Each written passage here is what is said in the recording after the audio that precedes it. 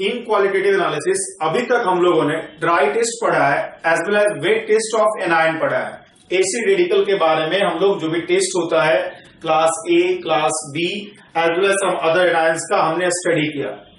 अब हम लोग क्वालिटेटिव एनालिसिस करने जा रहे हैं केटायंस का। केटायंस का जो टेस्ट होता है, केटायंस का जो एस्टिमेशन होता है वो सबसे ज्यादा सिस्टमैटिक है। हमने आपको ये बात एनायंस के क्लासिफिकेशन में ही बताया था कि एनायंस का जो स्टडी है उससे ज्यादा सिस्टमैटिक स्टडी है केटायंस का। बेसिकली आप केटायंस को 5 पार्ट्स में डिवाइड करते हो। Group 1, group 2A, group 2B, group 3A, group 3B, group 5, group 4, group 5। कहीं कहीं पे आप देखोगे इसी क्लासिफिकेशन को 6 क्लासिफिकेशन में भी बांटा जाता है, जहां पे group 1, group 2A, group 2B, group 3, group 4, group 5, group 6 means that we are telling group 3A and 3B is told as group 3 and group 4 and such and then after you have to use group 5 and group 6। तो basically हम लोग 5 group में divide करते हैं। हम लोग 3A 3B का ही convention को फॉलो करते हैं और इस तरह से हम लोग 5 ग्रुप में पूरे केटायंस को क्लासिफाई करते हैं। सभी में जो रिएजेंट है पार्टिकुलर, वो पार्टिकुलर रिएजेंट फिक्स है।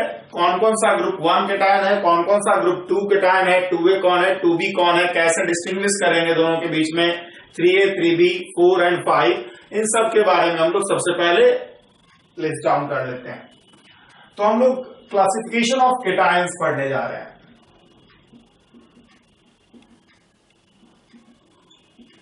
क्लासिफिकेशन ऑफ केटायंस पढ़ने जा रहे हैं। इधर हम लिखते हैं ग्रुप, यहां पर हम लिख रहे हैं group reagent and then after we are writing group cation, कौन कौन सा केटायन जो इस ग्रुप में लाई करता है and their identification, how they are identified, the colour of the precipitate form और द सॉल्यूशन फॉर्म, इन सब के बारे में हम लोग पढ़ेंगे। आइडेंटिफिकेशन आई थिंक से ये सबसे पहले ग्रुप 1।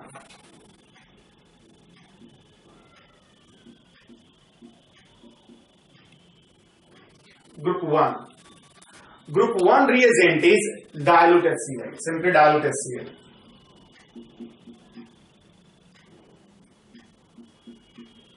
dilute HCl केटायन जो कि ग्रुप 1 में प्रेजेंट है वो Ag प्लस है, Ag2 प्लस है एंड Pb2 प्लस है। दीज आर द केटायन जो कि ग्रुप 1 का हिस्सा है। ये सभी क्लोराइड के रूप में प्रेसिपिटेट करता है बिकॉज इन सभी का जो केएसपी वैल्यू और क्लोराइड का अदर जो भी केटायंस है जिसका हम लोग क्वालिटेटिव एनालिसिस करते हैं उससे कम होता है। कम होने का मतलब है कि केएसपी वैल्यू कम होगा तभी जो है क्यूआई वैल्यू ज्यादा हो पाएगा। मतलब आपने आयनिक क्लियर में ये चीजें पढ़ा होगा, इवन आयनिक क्लियर में भी हमने एक क्लासिफिकेशन समझाया था और समझाया है। आप अगर आयनिक क्लियर के लास्ट लेक्चर को देखोगे तो इस क्लासिफिकेशन को समझाया गया वहां पे। तो पहला पॉइंट ये है कि हमने ग्रुप 1 में डायल्यूट HCl रखा है जिसमें कि Ag plus Ag2 plus mercurous ion and lead2 plus ion are kept in this group because these chloride of these cations have low KSP value. If the KSP value is low, then QI ion product is easily greater than KSP value and hence the precipitation of chloride can easily occur. If you look at the color of precipitate form PbCl2 or AgCl or Ag2Cl2, all are colored white. All are colored white, and from this color you can easily identify the particular group. Now we are dividing group 2. Group 2 में जो group reagent है वो है H2S in presence of HCl, in presence of dilute HCl। आप कह सकते हो कमी अमाउंट HCl रहता है। और इसमें दो क्लासिफिकेशन है, group 2A and group 2B। दोनों सल्फाइड के रूप में प्रेसिपिटेट होता है। ग्रुप 2A की बात करें तो यहां पे आपके पास Ag2 प्लस होता है कॉपर 2+ होता है, बिस्मथ 3+ होता है, कैडमियम 2+ होता है एंड लेड 2+ भी होता है। यहां पर याद रखिए लेड जो है ग्रुप 1 में भी है और ग्रुप 2 में भी है classified 2A, these are called 2A.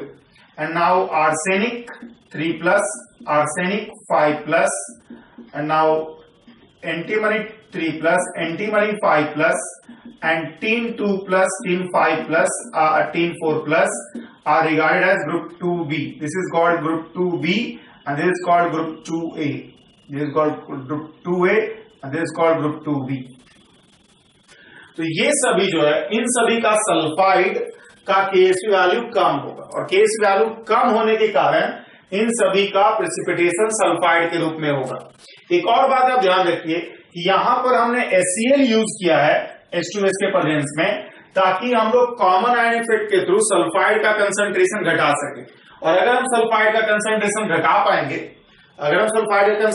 घटा पाएंगे तो आसानी से प्रेसिपिटेशन होगा इन सभी सल्फाइड का। बिकॉज चूंकि केएसपी वैल्यू कम है तो हमको QI भी कम ही चाहिए, QI बहुत ज्यादा होने का जरूरत नहीं है। अगर QI बहुत ज्यादा हुआ, अगर सल्फाइड आयन कंसंट्रेशन बहुत ज्यादा हुआ तो वैसा भी सल्फाइड का प्रेसिपिटेशन होना शुरू हो जाएगा जिसका कि केएसपी वैल्यू ज्यादा है।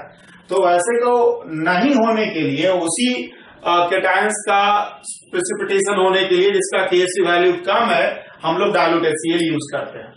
अगर हम इधर कलर की बात करें तो आप देखोगे कि इसमें CDS, AS2S3, AS2S5 और SNS2, these are yellow color। अगर आप देखोगे इसमें HGS,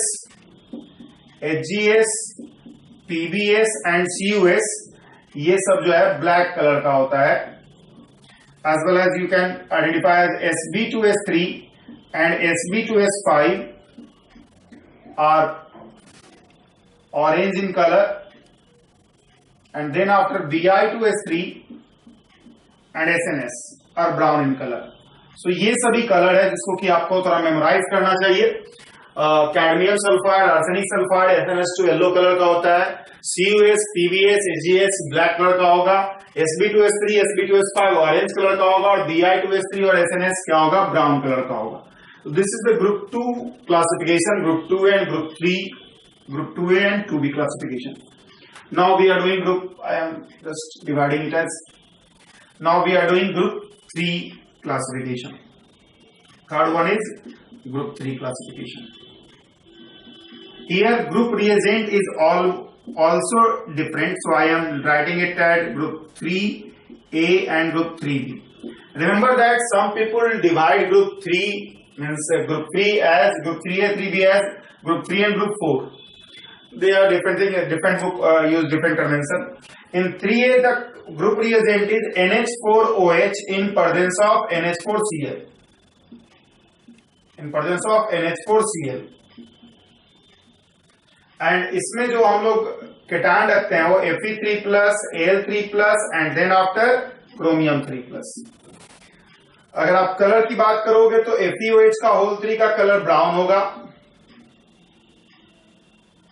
AlOH का होल 3 का कलर व्हाइट होगा और CrOH का होल 3 का कलर ग्रीन होगा। तो ये जो है कलर है इन तीनों का।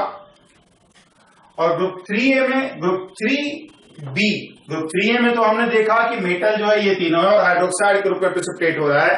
ग्रुप 3B में जो मेटल्स होता है वो सल्फाइड के रूप में प्रेसिपिटेट होता है, H2S in presence of NH4, in presence of NH4OH और NH4 whole 2s। गौर कीजिएगा यहां पे हमने एक बेस ऐड किया है एसिड के डिसोसिएशन में। जब आप एक बेस ऐड करते हो एसिड के डिसोसिएशन में तो वो क्या करता है, डिसोसिएशन ऑफ एसिड को बढ़ा देता है।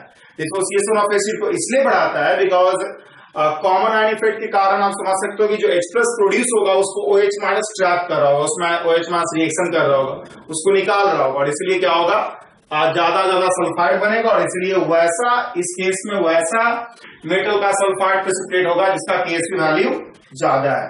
जैसे केस में होता है nickel 2+, cobalt 2+, manganese 2+ and zinc 2+। बहुत लोग इसको ग्रुप 4 के रूप में यूज करते हैं। इसका मेजर कारण यही है कि चूंकि ये हाइड्रोक्साइड के रूप में प्रेसिपिटेट हो रहा है, ये सल्फाइड के रूप में प्रेसिपिटेट हो रहा है, इसलिए इसको अलग ग्रुप के रूप में रखते हैं। हालांकि बहुत सारे ग्रुप 3A 3B को फॉलो करते हैं, इसलिए हम लोग कर रहे हैं। अगर आपको कहीं ग्रुप 4 कहा जाए तो आप गलत नहीं कर सकते, ये सब कन्वेंशन है। बहुत लोग अलग अलग कन्वेंशन फॉलो करते हैं और कोई ज्यादा दिक्कत है नहीं। इसमें आपको जेडएनएस, COS, NIS और MNS। MNS जेडएनएस जो होता है वो व्हाइट और ग्रे कलर का होता है। ये दोनों जो है ब्लैक कलर का है और ये जो है buff colour. Buff colour means light pink. Light pink colour is called buff colour. तो ये जो है आपका ग्रुप 3B का क्लासिफिकेशन है। ग्रुप 3B में group 2, group 2A and 2B, group 3A and 3B। तो ये जो है हमने क्लासिफिकेशन ऑफ केटाइन किया ग्रुप 1 का। ग्रुप 1 में सिर्फ 1 ही होता है, ग्रुप 2A एंड 2B होता है, ग्रुप 3A एंड 3B भी होता है according to convention that we have used. अब इसके अलावा ग्रुप 4 एंड ग्रुप 5 है। तो ग्रुप 4 एंड ग्रुप 5 को हम आपको मेंशन कर रहे हैं। ग्रुप 4 एंड ग्रुप 5 क्या है?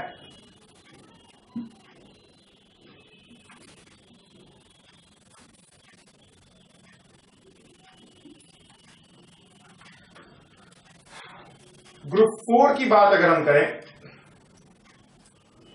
ग्रुप 4 तो इसमें कार्बोनेट के रूप में प्रेसिपिटेट होता है।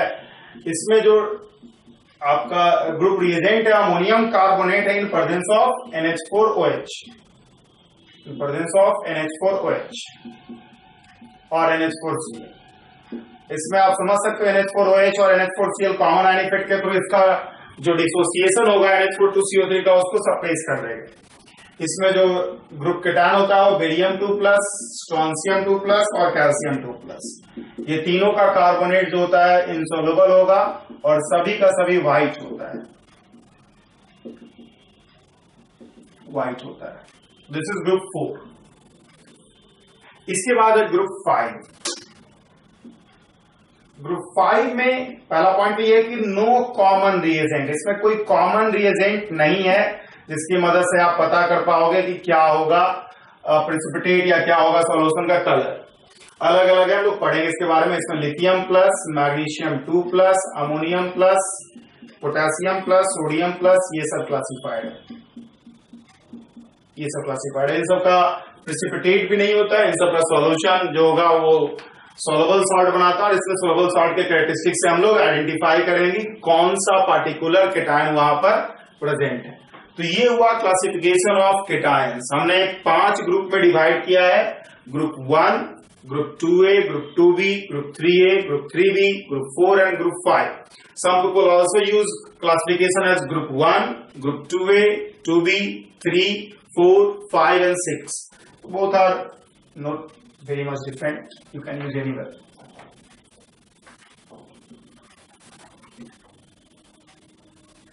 Now some point has to be noted down. Some points I have already discussed, but I am writing it down. Note. पहला point Ag plus Pb2 plus and Ag22 plus, जो कि आप समझ रहे हो ग्रुप 1 है। ग्रुप 1 जो है वो precipitate as chloride because these chlorides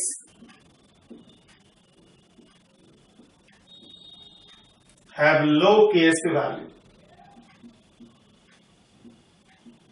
These chlorides have low KSP value.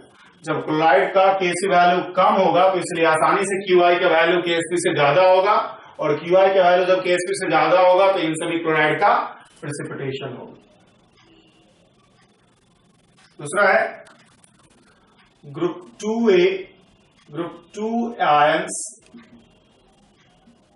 are precipitated as sulfide because of low KSV value of their sulfides. Dilute HCl is used to produce common ion effect.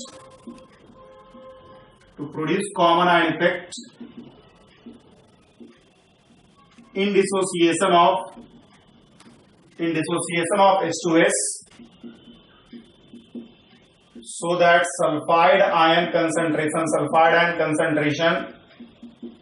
is less, and ताकि sulphide ion concentration less हो, and only group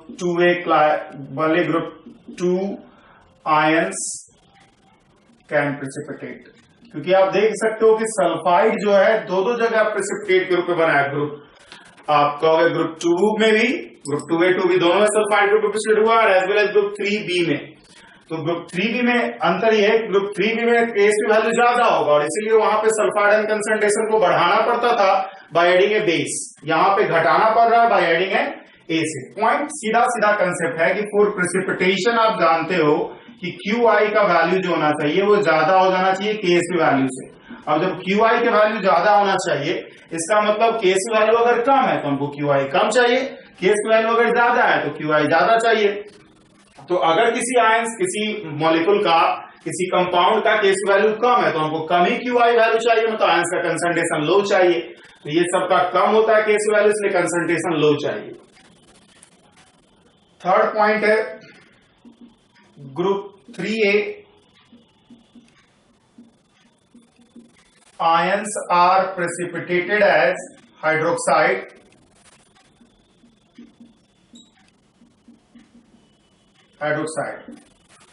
जो है NH4Cl is used to suppress, again common ion effect, suppress ionization of NH4OH, ionization of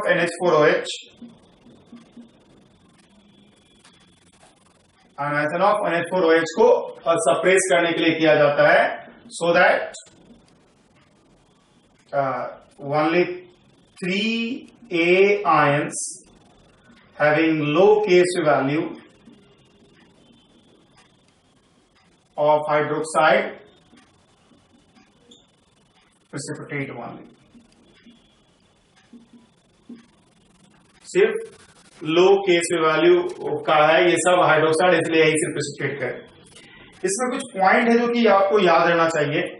जैसे देखिए, पहला point है कि हम लोग एक्सेस ऑफ NH4Cl नहीं ले सकते हैं। Excess of NH4Cl can also cause precipitation of manganese 2+ as manganese hydroxide. Second point, NH4 का होल 2SO4, जैसे कॉमन आयन इफेक्ट ही प्रोड्यूस करना है तो कोई कह सकता है कि आप NH4Cl की जगह NH4 होल 2SO4 ले सकते हैं, लेकिन नहीं लिया सकता है, can't be taken, because barium sulphate strontium sulphate will precipitate, जो कि आप देख सकते हो कि ग्रुप 4 में हमने रखा था। अगर आप तीसरा NH4NO3 को लेना चाहते हो तो NH4NO3 भी नहीं लिया जा सकता है, कांट बी टेकन, क्योंकि ये मैग्नीज को because it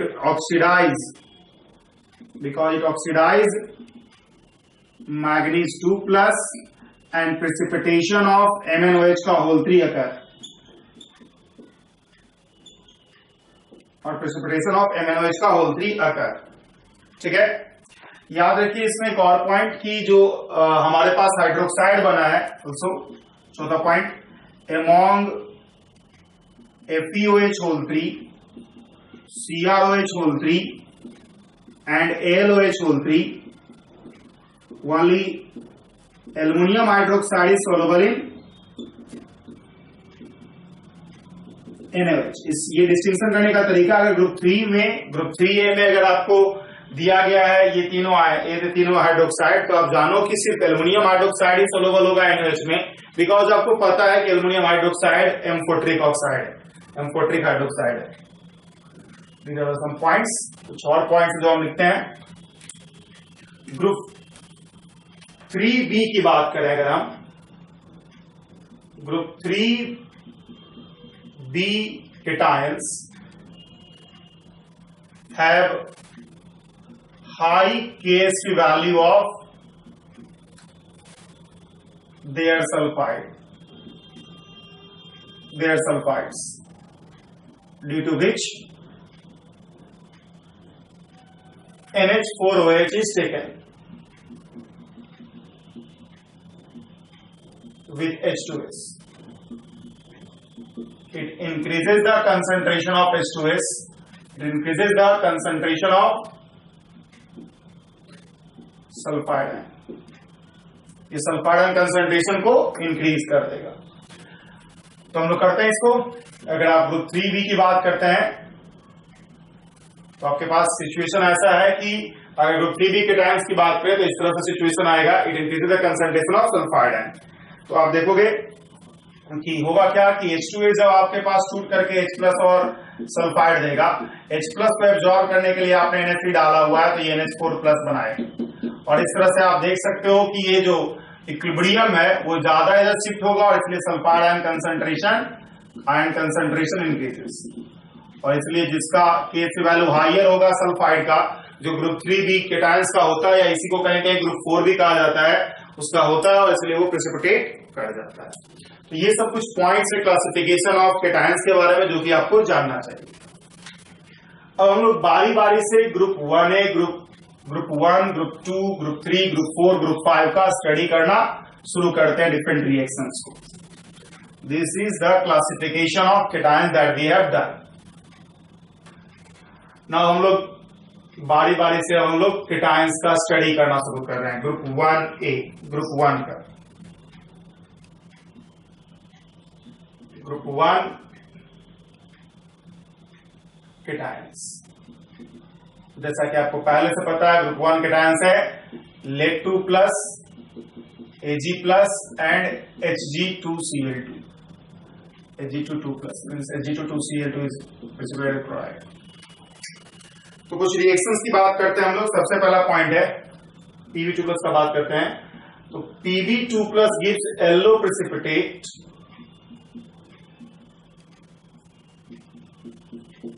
with, you can say PbCl2.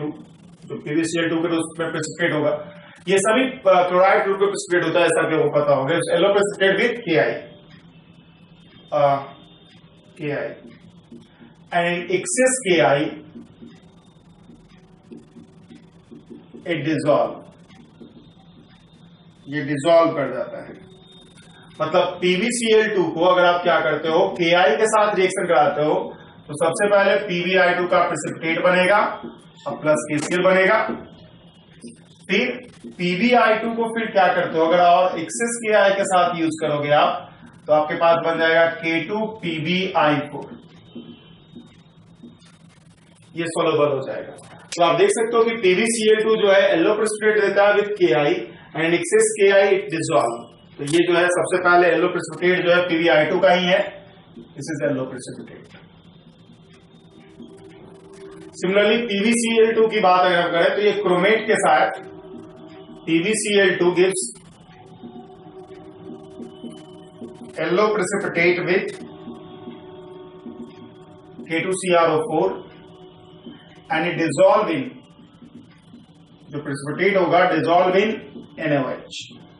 Because आप जानते हो कि लेड एक एम्फोट्रिक मेटल होता है, इसलिए NaOH में डिसॉल्व करेगा. सबसे पहले अगर हम PbCl2 को देखें K2CrO4 के साथ, तो K2CrO4 के साथ ये PbCrO4 का प्रेसिपिटेट देगा और प्लस 2KCl बनेगा.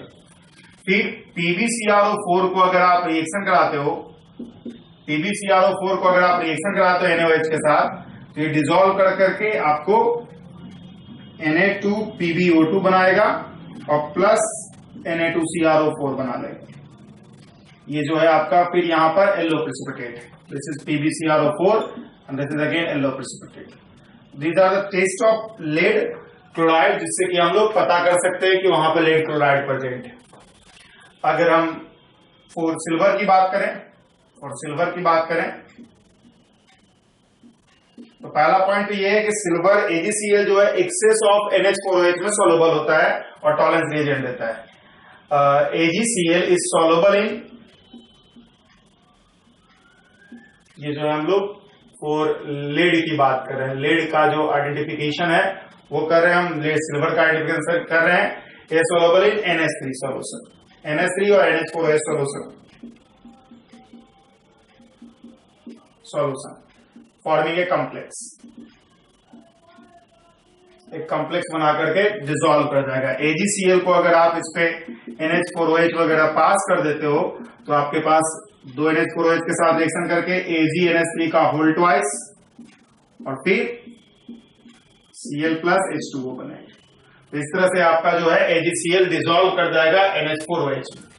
ठीक है, अब हम लोग तीसरा जो Ag22 प्लस है उसकी रिएक्शंस की बात करते हैं। Ag22 प्लस भी NH3 में डिसॉल्व करता है बिकॉज ये ट्रांजिशन मेटल्स है। आपको याद होना चाहिए कि ट्रांजिशन मेटल्स का जो कॉम्प्लेक्स है, ट्रांजिशन मेटल्स कॉम्प्लेक्स जो है बनता है with NH3 except some elements of group HB, you can say iron, cobalt, nickel, ये सब जो NH3 के साथ कम टेंडेंसी रखता है कॉम्प्लेक्स बनाने का, लेकिन बाकी सब जो ग्रुप डी ब्लॉक का एलिमेंट्स है, केटायंस है, वो डिसॉल्व करता है।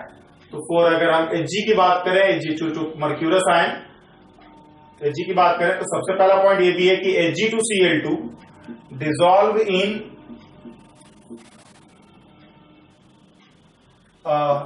NH4OH and a black precipitate is obtained। सबसे पहले डिसॉल्व करेगा, रिएक्शन करना शुरू करेगा और लेकिन बाद में एक ब्लैक प्रेसिपिटेट आपको ऑब्टेन होगा। होता यह है कि Hg2Cl2 को जब आप क्या करते हो NH4OH के साथ रिएक्शन करा देते हो 2NH4OH के साथ, तो आपके पास सिचुएशन राइज होगा HgNH2 और एक तरफ Cl और प्लस Hg, ये जो कॉम्बिनेशन है ये होता है ब्लैक प्रेसिपिटेट। Hg के साथ ये रहता है और ये ब्लैक प्रेसिपिटेट है, प्लस NH4Cl प्लस वाटर बन जाए। इसके बाद क्या होगा, जो ब्लैक प्रेसिपिटेट होगा, this black precipitate is soluble in aqua regia. Aqua regia आपको पता होगा, एक्वारेजिया एक मिक्सचर है 3HCl प्लस HNO3 का, और उसमें मरकरी, Ag ये सब, गोल्ड ये सब जो है डिसॉल्व करता है। ठीक है, एक्वारेजिया टू गिव